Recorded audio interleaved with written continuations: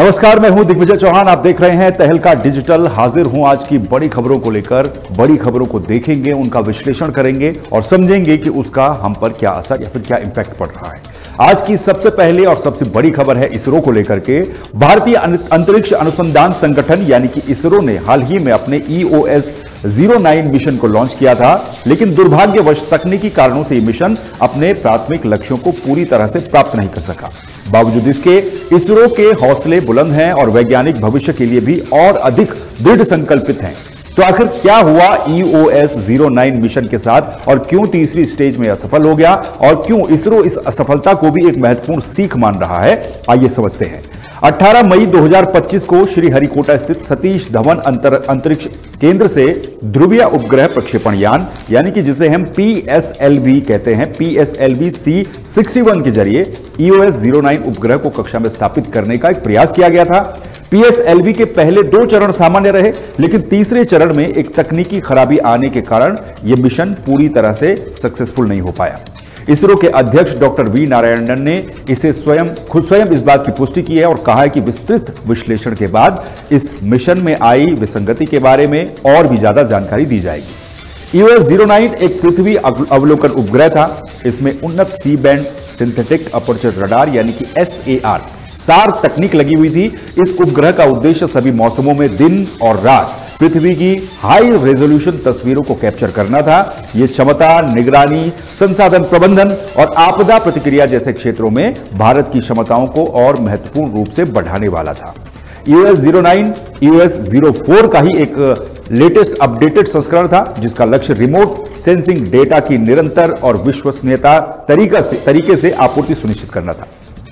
Mission अधूरा रहने के बावजूद भी इसरो ने और इसरो के वैज्ञानिकों का हौसला इसलिए बुलंद है क्योंकि हर प्रक्षेपण और हर मिशन एक महत्वपूर्ण अनुभव होता है, कुछ न कुछ सीख जरूर देता है।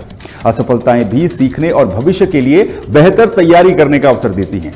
इसरो एक लंबा और सफल इतिहास लेकर के हमेशा से ही चला है, जिसमें कई चुनौतीपूर्ण मिशन भी आए, लेकिन इनको सफलतापूर्वक पूरा कर लिया गया। एग्जाम्पल के तौर पर हम चंद्रयान और मंगलयान को ही ले सकते हैं। ऐसे महत्वाकांक्षी अभियानों में इसरो ने अपनी की तकनीकी दक्षता का लोहा पूरी दुनिया में मनाया है। EOS-09 मिशन में आई तकनीकी खराबी की गहन जांच की जाएगी। इसरो की विशेषज्ञ टीमें यह भी पता लगाएंगी कि तीसरे चरण में ऐसी क्या समस्या आई जिससे यह मिशन पूरा नहीं हो पाया और भविष्य में ऐसी त्रुटियों को कैसे दूर किया जा सकता है। यह विश्लेषण न केवल भविष्य के EOS मिशनों के लिए महत्वपूर्ण होगा, बल्कि इसरो के अन्य जो आगामी प्रक्षेपण हैं उनको भी और अधिक सुरक्षित और सफल बनाने में मदद करेगा। यह याद रखना महत्वपूर्ण है कि अंतरिक्ष विज्ञान एक जटिल और जोखिम भरा क्षेत्र है। बहुत ही एक सेंसिटिव बात हो जाती है। दुनिया की कई बड़ी अंतरिक्ष एजेंसियों को भी अतीत में इस तरह की चुनौतियों का सामना करना पड़ा है। महत्वपूर्ण यह भी है कि इसरो इन असफलताओं से सीखता है हमेशा से ही और अपनी तकनीकी क्षमताओं को और बेहतर बनाने की कोशिश अगली बार करता है। इसके कुछ रिजल्ट्स हमने पिछले कई सालों में भी देखे हैं। EOS-09 मिशन भले ही पूरी तरह से सफल नहीं हो पाया हो, लेकिन इसरो का दृढ़ संकल्प और सीखने का जज्बा निरंतर निश्चित रूप से भविष्य में कई और सफलताओं का मार्ग खोलने वाला है। तो ये थी EOS-09 मिशन की कहानी और क्यों इस आंशिक रूप से असफलता के बावजूद भी इसरो के हौसले लगातार बुलंद हैं। विज्ञान और प्रौद्योगिकी में यानी कि साइंस एंड टेक्नोलॉजी में असफलताएं भी एक प्रगति का एक महत्वपूर्ण हिस्सा ही होती हैं। आज भले ही हम असफल हो जाएं, लेकिन भविष्य में सफलता की संभावनाएं भी ज्यादा बन जाती है और इसरो ने वक्त वक्त पर ऐसा दिखाया है। ये मैं आपको एग्जाम्पल दे चुका हूं, चाहे वो चंद्रयान हो या फिर मंगलयान हो। अगली खबर का विश्लेषण करेंगे। अगली खबर है आतंकवाद पर भारत की क्या नए तरीके से चोट करने की प्लानिंग दुनिया में इस समय चल रही है। दरअसल पाकिस्तानी प्रायोजित आतंकवाद यानी कि पाक स्पॉन्सर्ड टेररिज्म के खिलाफ भारत ने अब कूटनीतिक स्तर पर एक बड़ा और निर्णायक कदम उठाया है।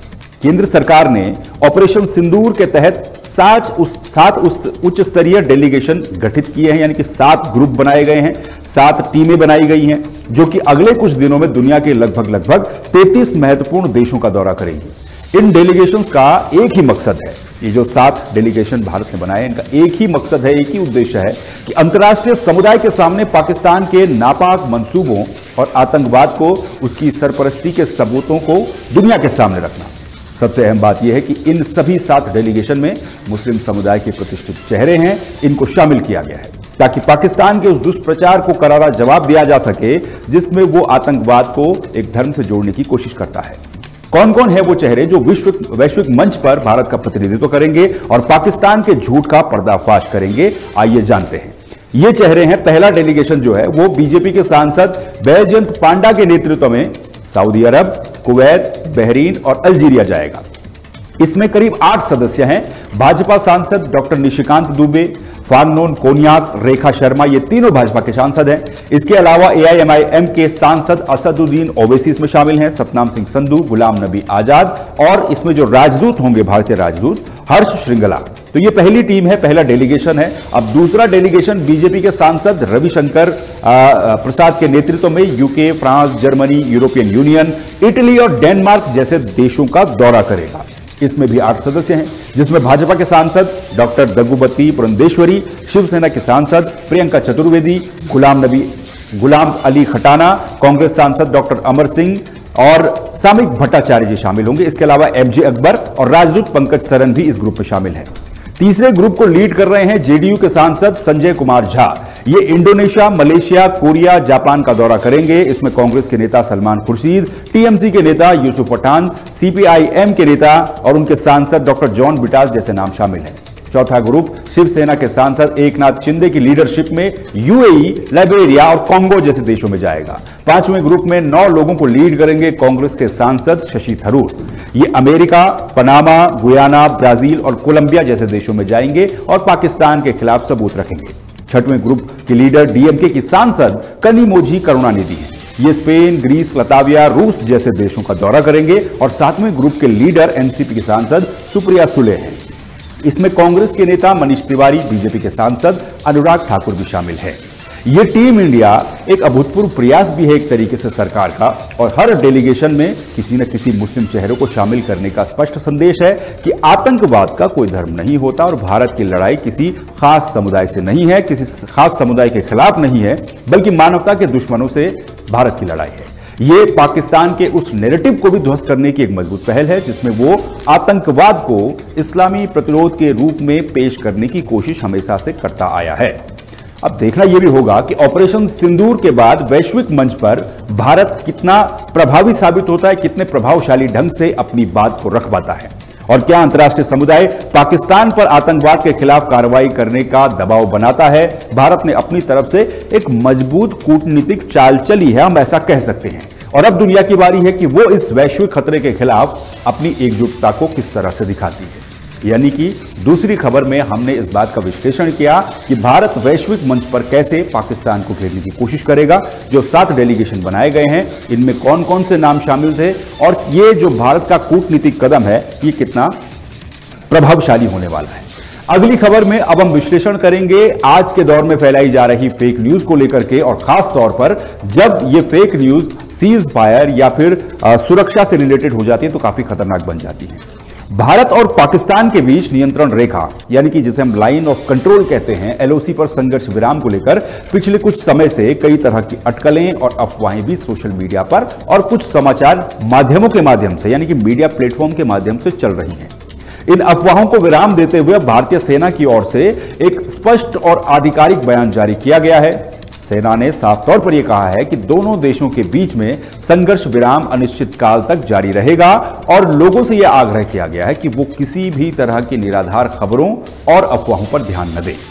सेना के प्रवक्ता ने अपने बयान में यह कहा कि पिछले कुछ महीनों से एलओसी यानी कि लाइन ऑफ कंट्रोल पर शांति बनी हुई है, जब से भारत और पाकिस्तान के बीच में सीज फायर हुआ है तब से, जिसका दोनों देशों की सेनाओं ने सम्मान भी किया है। और यह संघर्ष विराम दोनों पक्षों के बीच आपसी सहमति से स्थापित किया गया था, और इसका उद्देश्य सीमावर्ती क्षेत्रों में रहने वाले आम नागरिकों को राहत पहुंचाना है। सेना ने यह भी स्पष्ट किया है कि संघर्ष विराम को समाप्त करने या फिर इसमें किसी भी तरह के बदलाव को लेकर के नए सिरे से कोई भी चर्चा देश में नहीं हुई है, न तो सरकारों के बीच में हुई है, न सेना के बीच में हुई है। और सरकार ने यही निर्णय लिया कि सीज फायर जिस तरीके से उसी तरीके से रहेगा। लेकिन सेना का यह बयान इसलिए भी महत्वपूर्ण है क्योंकि हाल ही में कुछ ऐसी खबरें सामने आई थी, जैसा कि मैंने आपको पहले भी बताया कि फेक न्यूज आज के समय में हमारे जीवन का एक महत्वपूर्ण हिस्सा बन चुका है। सोशल मीडिया के जरिए और तमाम मीडिया प्लेटफॉर्म के जरिए कई तरह के फेक न्यूज सामने आती है। ऐसी ही फेक न्यूज सामने आई थी जिसमें संघर्ष विराम यानी कि सीज फायर के टूटने या फिर उसमें बदलाव की संभावनाएं जताई जा रही थी। इन खबरों के कारण जो सीमावर्ती क्षेत्र के लोग हैं यानी कि बॉर्डर के लोग हैं, वो अनिश्चितता का माहौल उनमें पैदा हो गया था। भारतीय सेना के इस स्पष्टीकरण के बाद अब उम्मीद ये जगी है कि अफवाहों पर विराम लगेगा और शांति स्थिरता का लोग अनुभव कर सकेंगे। भारतीय सेना ने अपने बयान में यह भी कहा है कि वो सीमा पर कड़ी निगरानी बनाए हुए है। कड़ी निगरानी आगे भी इसी तरीके से जारी रहेगी और किसी भी तरह की शत्रुतापूर्ण कार्रवाई का मुंह तोड़ जवाब भारत की तरफ से दिया जाएगा। इसके लिए भारतीय सेना पूरी तरह से तैयार है। सेना ने नागरिकों से अपील की है कि वे शांति बनाए रखें और किसी भी तरह की भ्रामक जानकारी को आगे न बढ़ाएं। सेना और प्रशासन सीमावर्ती क्षेत्रों में सामान्य स्थिति बनाए रखने के लिए हर संभव प्रयास कर रहा है।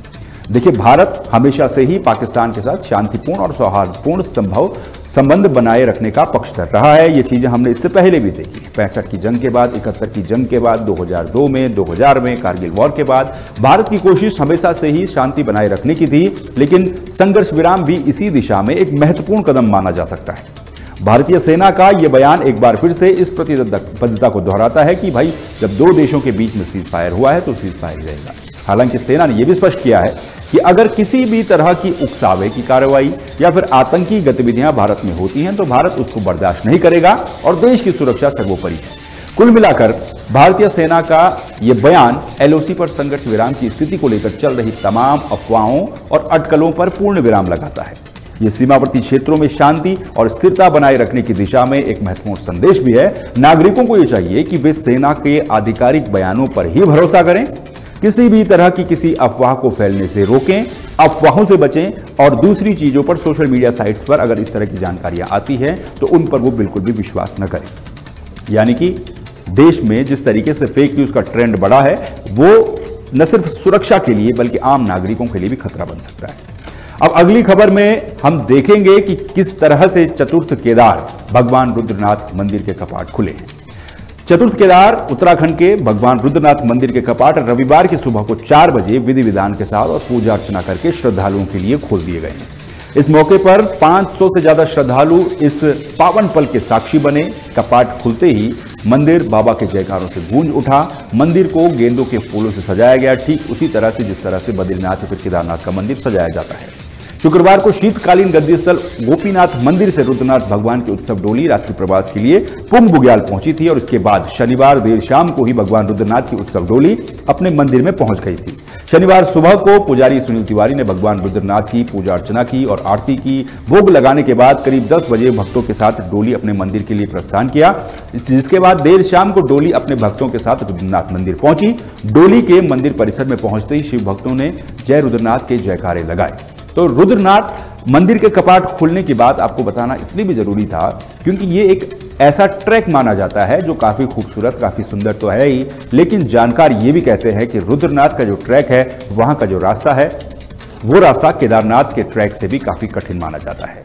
वजह यही है कि रुद्रनाथ मंदिर में पहुंचने वाले श्रद्धालुओं की संख्या केदारनाथ की तुलना में बहुत कम होती है। केदारनाथ में हम देखते हैं कई तरह की व्यवस्थाएं हैं, कई तरह के खाने पीने की चीजें हैं, वहां जाने के लिए कई तरह की सहूलियतें हैं। लेकिन रुद्रनाथ के ट्रैक में और रुद्रनाथ मंदिर में ऐसा कुछ नहीं है। वहां पर लिमिटेड रिसोर्सेज में आपको पहुंचना पड़ता है और मान लीजिए अगर 100 लोग रुद्रनाथ मंदिर की चढ़ाई शुरू करते हैं तो वहां तक पहुंचने वालों की संख्या काफी कम होती है। लगभग 50-60% लोग पहले ही वहां जाते जाते हार मान जाते हैं। तो रुद्रनाथ मंदिर के कपाट खुल चुके हैं। आप भी यदि चाहते हैं कि आप ऐसे ट्रैक पर जाएं जहां पर रोमांच हो और जहां पर टफ सिचुएशन हो तो रुद्रनाथ आपके लिए एक जगह बन सकती है। अब अगली खबर में हम बात करेंगे जेपी नड्डा की। जेपी नड्डा यानी कि भारत के केंद्रीय मंत्री और बीजेपी के अध्यक्ष भी रहे। जेपी नड्डा का उत्तराखंड दौरा है जो कि काफी महत्वपूर्ण माना जा रहा है। न सिर्फ जेपी नड्डा के लिहाज से, पॉलिटिकली हिसाब से, बल्कि सामरिक दृष्टि से भी यह दौरा जेपी नड्डा का काफी महत्वपूर्ण है। जेपी नड्डा उत्तराखंड के सीमावर्ती क्षेत्र गुंजी पहुंचे, जहां उन्होंने प्राथमिक स्वास्थ्य केंद्र यानी कि पीएचसी का निरीक्षण किया और स्थानीय होम स्टे का भ्रमण भी किया। यह दौरा सीमावर्ती क्षेत्रों में विकास और स्वास्थ्य सुविधाओं की समीक्षा के लिए किया गया है। गुंजी जो कि भारत चीन सीमा के काफी करीब है, रणनीतिक रूप से भी यह एक महत्वपूर्ण स्थान है। यहां के निवासियों को बेहतर स्वास्थ्य सुविधाएं प्रदान करना सरकार की प्राथमिकता हमेशा से ही रही है। सरकार कोशिश भी करती है। जेपी नड्डा ने पीएचसी का निरीक्षण करते हुए वहां की सुविधाओं और स्वास्थ्य सेवाओं के बारे में जानकारी ली। उन्होंने स्थानीय स्वास्थ्य कर्मियों से बातचीत भी की और उनकी चुनौतियों को समझा भी है। इसके बाद जेपी नड्डा ने गुंजी में चल रहे होम स्टे का भ्रमण किया, निरीक्षण किया। ये होम स्टे स्थानीय महिलाओं के द्वारा संचालित किया जा रहा है, जो कि पर्यटन को बढ़ावा देने में काफी महत्वपूर्ण भूमिका भी निभा रहा है और अपनी आजीविका भी चला रहा है। नड्डा ने इस पहल की सराहना भी की और इसे स्थानीय अर्थव्यवस्था के लिए काफी महत्वपूर्ण भी बताया। जैसे कि हम और आप सब लोग ये जानते हैं कि उत्तराखंड में आजीविका का एक महत्वपूर्ण संसाधन पर्यटन ही है और पर्यटन गतिविधियां उत्तराखंड के कई इलाकों में होती है। ये इलाके सामरिक दृष्टि से भी महत्वपूर्ण है, इसीलिए यहां पर सामरिक दृष्टि से सुरक्षा की बात भी होनी चाहिए, वहां पर फैसिलिटीज क्या है वो भी बात होनी चाहिए और ये भी बात होनी चाहिए कि किस तरीके से वहां पर लोग आजीविका से जुड़ रहे हैं। जेपी नड्डा ने यह भी कहा कि सरकार सीमावर्ती क्षेत्रों में पर्यटन को बढ़ावा देने के लिए प्रतिबद्ध है, जिससे स्थानीय लोगों को रोजगार के अवसर मिल सके। जेपी नड्डा का यह दौरा एक ऐसे समय में हो रहा है जब सीमावर्ती क्षेत्रों में विकास और सुरक्षा को लेकर कई तरह की बातें हो रही हैं। सरकार भी इस तरफ ध्यान देने की कोशिश कर रही है और हम एक ऐसी सिचुएशन से अभी आए जिसमें पड़ोसी देश के साथ अनबन हुई थी। ये इलाका भी चीन बॉर्डर के पास वाला इलाका है, नेपाल बॉर्डर काफी पार में है, इसीलिए ये काफी महत्वपूर्ण बन जाता है। गुंजी जैसे क्षेत्रों में स्वास्थ्य सुविधाओं और पर्यटन को बढ़ावा देने से न केवल स्थानीय लोगों का जीवन स्तर सुधरेगा बल्कि सीमावर्ती क्षेत्रों की सुरक्षा भी मजबूत होगी। जेपी नड्डा ने अपने दौरे के दौरान स्थानीय लोगों से भी बातचीत की और उनकी समस्याओं को सुना। उन्होंने सरकार की योजनाओं और विकास कार्यों की जानकारी भी स्थानीय लोगों को दी और लोगों को यह विश्वास भी दिलाया कि उनकी हर संभव मदद की जाएगी, हर तरह के काम किए जाएंगे। कुल मिलाकर जेपी नड्डा का यह दौरा सीमावर्ती क्षेत्रों में विकास और स्वास्थ्य सुविधाओं को बढ़ावा देने की सरकार की एक तरीके से कार्य योजना को भी दर्शाता है कि सरकार कितनी सीरियस है। यह दौरा न केवल स्थानीय लोगों के लिए महत्वपूर्ण था बल्कि राष्ट्रीय सुरक्षा के लिए भी काफी महत्वपूर्ण था। अगली खबर में हम बात करेंगे किस तरह से राष्ट्रीय सुरक्षा की हमने बात तो की है गुंजी दौरे में, जो केंद्रीय मंत्री का गुंजी दौरा हुआ है, लेकिन राष्ट्रीय सुरक्षा में अभी किस तरह से पुलिस और प्रशासन काम कर रहा है। देहरादून और धर्मनगरी हरिद्वार से 6 बांग्लादेशी नागरिक पकड़े गए हैं। इनमें 4 पुरुष हैं और 2 महिलाएं हैं। इनकी मदद करने वाली एक भारतीय महिला को भी पुलिस ने गिरफ्तार किया है। इन सभी की भारत में 2 लोगों ने भारत आने में मदद की थी, जिनकी पुलिस तलाश कर रही है। गिरफ्तार आरोपियों से पुलिस, मिलिट्री, इंटेलिजेंस और आईबी की टीम लगातार पूछताछ कर रही है। ये सभी आरोपी यहां पर अलग अलग समय में आकर के बसे थे। इनमें से कुछ लोग लंबे समय से मजदूरी कर रहे थे। देहरादून के एसएसपी अजय सिंह ने यह बताया है कि उन्हें क्लेमेंट टाउन क्षेत्र में कुछ संदिग्ध नागरिकों के रहने की गोपनीय सूचना मिली थी और इस पर एसओजी, एलआईयू और क्लेमेंट टाउन पुलिस को यह सूचना दी गई। उसके बाद तस्दीक के लिए भेजा गया। पुलिस की टीमें जब मौके पर पहुंची, सत्यापन किया गया तो इस दौरान lane number 11 post office road पर 5 बांग्लादेशी नागरिक, जिनमें इनके नाम मैं आपको बताता हूं, निर्मल रॉय, शेम रॉय, लिपि रॉय जो कि एक महिला है, कृष्णा उर्फ संतोष और मुनीर चंद्र रॉय को पकड़ा गया। इनके साथ एक भारतीय महिला जिसका नाम पूजा रानी है, ये भी रह रही थी। इन सभी से वैध दस्तावेज दिखाने को कहा गया, लेकिन किसी के पास कोई भी वैध दस्तावेज नहीं मिले। घरों की तलाशी लेने पर मुनीर चंद्र रॉय जो है, इससे पटना और पश्चिम बंगाल के 2 अवैध आधार कार्ड बरामद हुए हैं। कृष्णा उर्फ संतोष और निर्मल रॉय से बांग्लादेश के आईडी कार्ड भी बरामद हुए हैं। इनके साथ 4 बालक भी रह रहे थे, जिन्हें पुलिस ने फिलहाल संरक्षण में ले लिया। ये छोटे बच्चे थे। सभी बांग्लादेशी नागरिकों को अवैध रूप से भारत में रहने के आरोप में गिरफ्तार किया गया है, जबकि इनकी मदद करने वाली आरोपी पूजा रानी उर्फ रोसना के खिलाफ भी मुकदमा दर्ज कर उसे गिरफ्तार कर दिया गया है। इस मामले में लगातार पूछताछ जारी है। मुनीर चंद्र रॉय ने पूछताछ में बताया है कि वो 14 साल पहले राधिकापुर का बॉर्डर कलियागंज पश्चिम बंगाल से अपने मामा के घर धनकल कल्याणगंज में आया था। यहां वो 2 साल रहा और 2 साल के बाद वो नोएडा पहुंच गया। नोएडा में उसने काम किया। मुनीर ने भारतीय महिला पूजा रानी उर्फ रोशना से फरीदाबाद में विवाह कर लिया था। यानी कि ये व्यक्ति जब भारत आया उसके बाद इसने विवाह किया। पूजा रानी के बारे में ये बताया जा रहा है कि एक मुस्लिम महिला है जिसका एक विवाह पहले भी हो चुका है। पहले पति से पूजा के 2 लड़के भी हैं, जिनमें से एक राजस्थान में और दूसरा देहरादून में उसके साथ रह रहा था। मुनीर ने 2016 में राजस्थान के झज्जर में ईंट के भट्टे पर भी काम किया और इसके बाद ये वापस बांग्लादेश चला गया था। वहां से 2023 में वो अलाउद्दीन उर्फ मोहम्मद आलम नाम के एक ठेकेदार की मदद से देहरादून के हर्रावाला आया। यहां उसने कैंसर अस्पताल के निर्माण के वक्त मजदूरी की, वहां पर काम किया। मुनीर चंद्र रॉय देहरादून से एक बार फिर बांग्लादेश इसके बाद चला गया था और इसके बाद वहां से वो दिल्ली के अशोकनगर में रहने वाले नूर इस्लाम के साथ भारत आ गया, जिसके बाद वो देहरादून में आकर रहने लगा और इस बार अपनी पत्नी पूजा रानी को भी वो साथ में लेकर के आया था और 4 अन्य लोगों के साथ मजदूरी कर रहा था। 6 महीने पहले मुनीर के बुलाने पर बांग्लादेश से 3 लोग, निर्मल रॉय, शेम रॉय और लिपि रॉय, जिनके मैंने नाम दिए, ये अपने 2 बच्चों के साथ भारत आए। यानी कि ये समझिए आप कि ये व्यक्ति बांग्लादेश और भारत आता जाता रहता था। इसने भारतीय महिला के साथ शादी की, उसके बाद ये वहां से कुछ और लोगों को भी यहां ले आया। इन्हें यहां लाने में नूर इस्लाम ने नाम के एक व्यक्ति ने इनकी मदद की थी। एसएसपी ने बताया कि पुलिस इस मोहम्मद आलम उर्फ अलाउद्दीन और नूर इस्लाम की तलाश कर रही है, यानी कि इन दो लोगों की तलाश अभी की जा रही है। ये जो तस्वीर आप देख रहे हैं ये उन्हीं लोगों की तस्वीर है जो पकड़े गए हैं। एक हरिद्वार से और 5 देहरादून से बांग्लादेशी नागरिकों को हिरासत में लिया गया है। अगली खबर की ओर बढ़ेंगे और अगली खबर में हम विश्लेषण करेंगे कि कैसे 4 धाम यात्रा के दौरान जो हेलीकॉप्टर हादसे हैं वो लगातार तेजी के साथ पिछले कुछ दिनों में बढ़े हैं। बल्कि हम पिछले कुछ सालों की भी बात करें तो पिछले कुछ सालों में इस तरह के हेलीकॉप्टर क्रैश के हादसे लगातार तेजी के साथ बढ़े हैं। 4 धाम क्षेत्र में पिछले 10 दिनों में 3 हेलीकॉप्टर दुर्घटनाएं हो चुकी हैं। इस दौरान 6 लोग अपनी जान गंवा चुके हैं। इसके बावजूद भी सरकारी सिस्टम लापरवाह बना हुआ है। पहाड़ी क्षेत्रों में बीते कुछ वर्षों से हेलीकॉप्टर की उड़ानें काफी ज्यादा हो रही हैं, जिससे दुर्घटना का खतरा भी बढ़ गया है। इसी महीने की 8 तारीख को उत्तरकाशी के गंगनानी के पास एक 7 सीटर चार्टर्ड हेलीकॉप्टर दुर्घटनाग्रस्त हो गया था। इसमें पायलट रॉबिन सिंह सहित 6 लोगों की मौत हो गई थी। वहीं 12 मई को बद्रीनाथ हेलीपैड पर थम्बी एविएशन का एक हेलीकॉप्टर रपट गया था। इसमें पायलट सहित 6 लोग सवार थे। संयोग से हेलीकॉप्टर ने उस समय उड़ान नहीं भरी थी, इसलिए कोई बड़ा हादसा नहीं हुआ। वहीं शनिवार को केदारनाथ में हेली एम्बुलेंस का उसका जो टेल रोटर था वो टूट गया था। टूटने की वजह से उसकी इमरजेंसी लैंडिंग करवानी पड़ी थी, जो आप तस्वीर भी देख रहे हैं। ये लेटेस्ट हेलीकॉप्टर हादसे की तस्वीर थी। इस दौरान पायलट सहित जो सभी 3 लोग थे वो सुरक्षित रहे। अब इन हादसों का तकनीकी कारण जो भी रहा हो, लेकिन जिस तरह से पहाड़ की संकरी घाटियों में हेलीकॉप्टर धड़ल्ले से उड़ाने भर रहे हैं, खासतौर पर केदारनाथ जैसे क्षेत्र में, उससे निरंतर दुर्घटनाओं का खतरा बना रहता है। 4 धाम यात्रा से जुड़े लोगों का यह कहना है कि हेलीकॉप्टर सेवा का संचालन ठीक भी है एक तरीके से, कि यात्रियों को सहूलियत मिल रही है, सुविधा मिल रही है। यहां से केदारनाथ जाने में सुविधा मिल रही है क्योंकि काफी कठिन रास्ता है। जो लोग रास्ते से नहीं जा पाए तो उनके लिए ये व्यवस्था काफी अच्छी है। लेकिन एक लिमिटेड तरीके से इस यात्रा को संचालित करना चाहिए या फिर हेलीकॉप्टर की उड़ानों को संचालित करना चाहिए। जिस तरह से उड़ानें हो रही है वो स्थानीय पर्यावरण और परिवेश के लिए ठीक नहीं है। पहाड़ी क्षेत्र में पल पल मौसम बदलता है। बदलते मौसम, ऊंची पहाड़ियां, सघन वन क्षेत्र और संकरी घाटियों के बीच हेलीकॉप्टर की सुरक्षित उड़ानों के लिए नागरिक उड्डयन विभाग ने कोई प्रयास अभी तक नहीं किए हैं। हम ये कह सकते हैं कि संवेदनशील केदारनाथ बद्रीनाथ धाम में भी हेलीकॉप्टर की सुरक्षित उड़ानों के पुख्ता इंतजाम क्या हैं या नहीं है, इस पर हम बहुत तरीके के सवाल उठा सकते हैं। पिछले साल भी केदारनाथ में इमरजेंसी लैंडिंग हुई थी। बीते साल 24 मई को फाटा से एक हेलीकॉप्टर 6 यात्रियों को लेकर केदारनाथ जा रहा था। इस हेलीकॉप्टर की इमरजेंसी लैंडिंग करवानी पड़ी थी। तब पायलट कल्पेश मरूचा ने अपनी सूझबूझ का परिचय देते हुए ढलान वाली जगह पर एक हेलीकॉप्टर को लैंड कर दिया था। बहुत सेंसिटिव यह हादसा हो सकता था। उस हेलीकॉप्टर में तमिलनाडु के 6 यात्री सवार थे। उस वक्त यह हेलीकॉप्टर बच गया था, लेकिन लगातार जिस तरीके से केदारनाथ क्षेत्र में या फिर केदार घाटी में ऊंची पहाड़ियों पर जहां पर हेलीकॉप्टर संचालित हो रहे हैं, जो हादसे हो रहे हैं, वो कई तरह के सवाल भी उठाते हैं, नागरिक उड्डयन विभाग हो या फिर कोई दूसरा विभाग हो।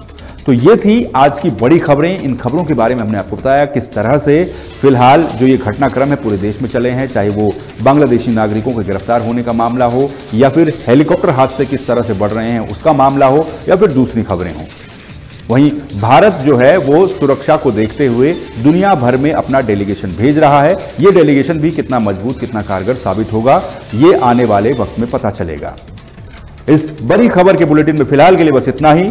आप देखते रहिए तहलका डिजिटल। मुझे दीजिए इजाजत। नमस्कार।